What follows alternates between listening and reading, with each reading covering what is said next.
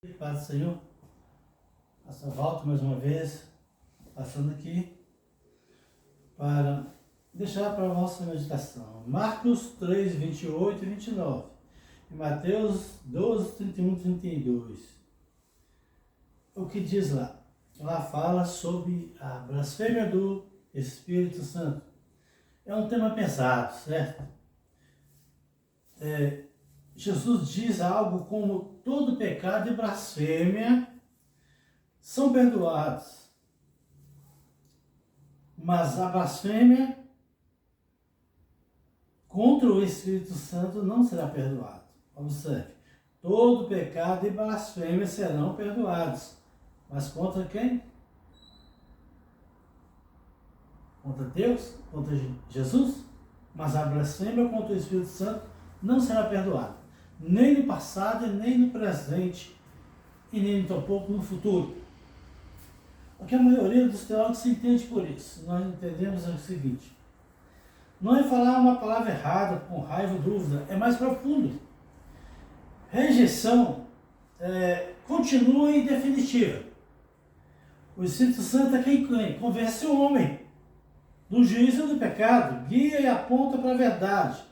Blasfemar contra ele seria atribuir a obra dele ao mal, ou rejeitar de forma dura e consciente a ação dele na sua vida até o ponto de não querer mais arrependimento.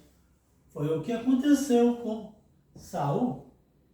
Ele mesmo quis oferecer o sacrifício e fez. Deus o reprovou, muito bem. Depois, quando dá ordem para ele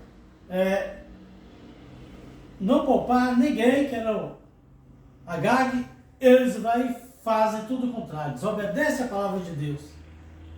E Deus deu uma palavra dura para ele: como você rejeitou o Senhor, ele te rejeitará. O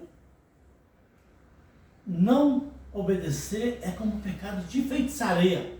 Observe, o pecado que esse homem morreu espiritualmente não importou com as coisas de Deus. Ele rejeitou. E depois disso, ele foi cada vez mais aprofundando no pecado. Para onde vem o pecado mortal?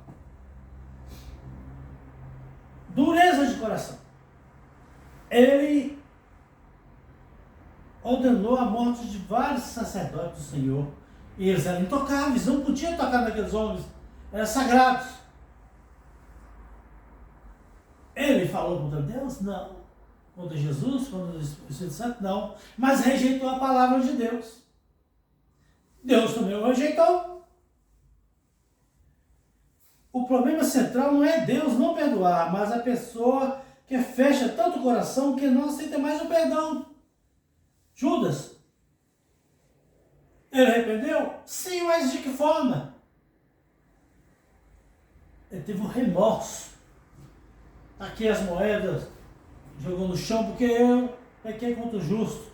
Mas de uma maneira que ele não teve coragem de chegar e não se perdoou a si próprio, ao ponto de pedir perdão. Então, essa é a verdade. É como alguém que recusa a única mão que pode puxar para fora da água. No contexto de Jesus, o problema central não é Deus não perdoar, mas a pessoa fecha o coração, que não aceita mais o perdão. É como alguém que recusa a única mão que pode puxar para fora da água. O que aconteceu? Caim, o primeiro, pecado para a morte. Caim foi um desses. Saul também foi um desses. Balaão também foi um desses. Pecado para a morte. Não foi ele conversar com a boca e falar mal do Divino Espírito Santo. Não foi, não.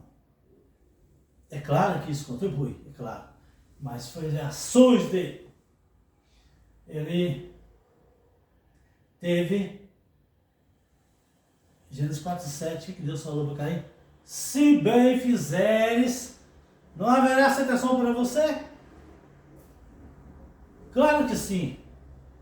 O mal está te rodeando e quer te pegar. E uma vez você experimentando sobre ele, será o seu desejo. Mas o que ele falou com Deus quando Deus perguntou: cadê seu irmão Abel? Só eu, porventura, segurança a guarda do meu irmão para saber onde ele está ou não? Homicida que ele era, foi e não se arrependeu. Ainda vem com essas gracinhas. Réu de pecado eterno. Isso eu conheço como uma blasfêmia. Porque não teve aquele que convence, não tocou mais nele. Foi a última vez que Deus falou com Caim. E o último recado de Deus para Samuel foi quando Samuel foi lá repreender Saul, o profeta Samuel. E não teve mais outra chance. Ele foi cometendo erros. Pontos que trazem paz para muita gente. Se você se preocupa com isso, é um próprio temor que já mostra que seu coração não está endurecido contra Deus. Quem cometeu isso, de verdade, não se importa. O perdão de Deus é maior. O arrependimento sincero sempre é porta aberta. E é sobre relacionamento, não sobre palavra mágica. Não é um deslize de língua que te separa. É um mistério que gera medo, eu sei, mas o foco das Escrituras é sempre chamar perto, não para desespero.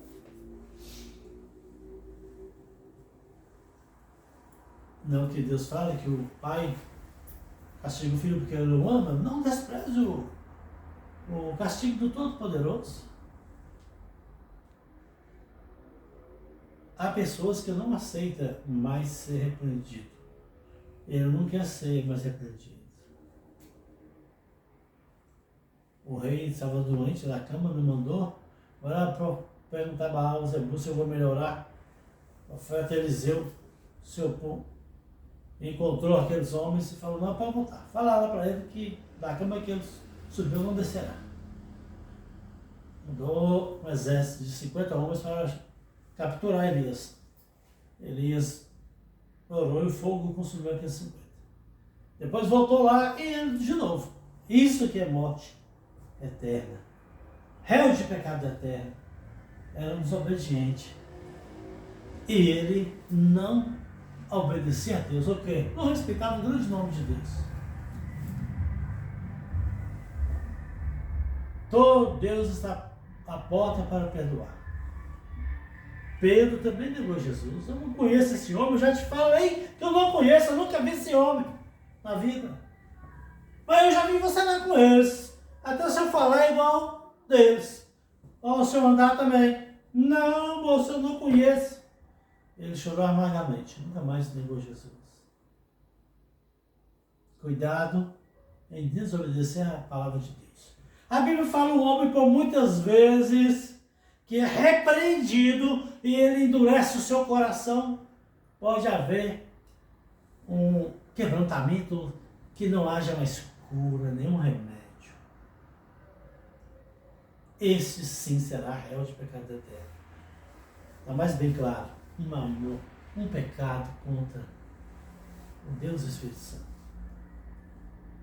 É você rejeitar a palavra de Deus.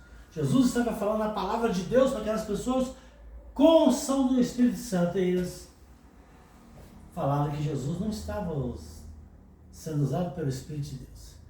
O Espírito do diabo, ou seja, eles falaram contra Jesus, não contra o Divino Espírito Santo.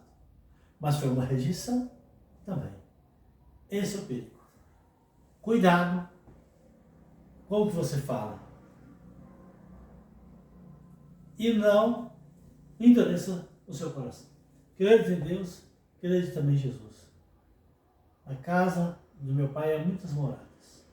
Se ele abrir as portas, Jesus irá conduzi-lo até a mansão celestial. Não faça que nem Saul ou Caim, que preferiu o mal do que o bem. E isso foi o desejo dele até o dia da sua morte. Que Deus abençoe.